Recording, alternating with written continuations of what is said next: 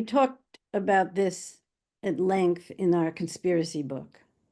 And of course, repetition is essential, right? You got to drill it into people. And it's not just that he repeats them, then his people repeat them through a technology that makes repetition universal and costless and immediate. So repetition itself is essential. But the repetition of lies does something very particular that I'd like to point out. When Trump repeats lies, especially about the deep state, the idea is that what people say is he's creating distrust.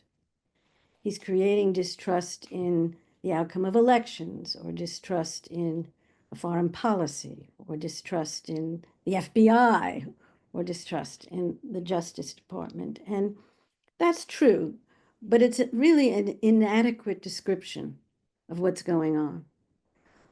What the repetition does is to create not just distrust, but delegitimation. And that means something very specific.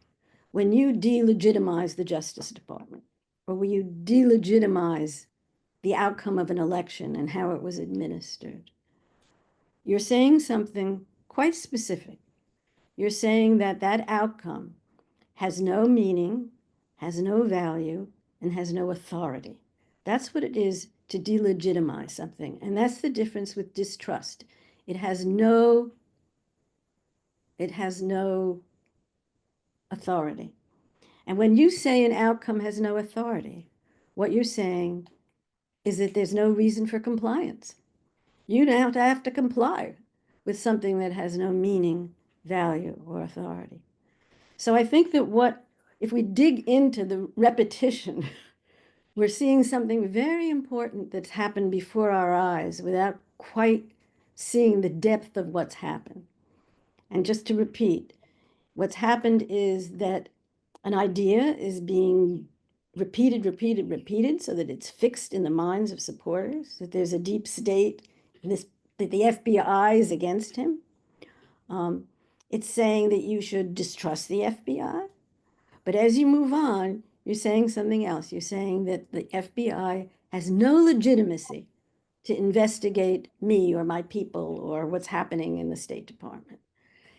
It has no value and it has no authority. And when you have no authority, you don't need to comply. And so behind a lot of the ungoverning and behind the violence and disruption and chaos of ungoverning is this thing called delegitimation.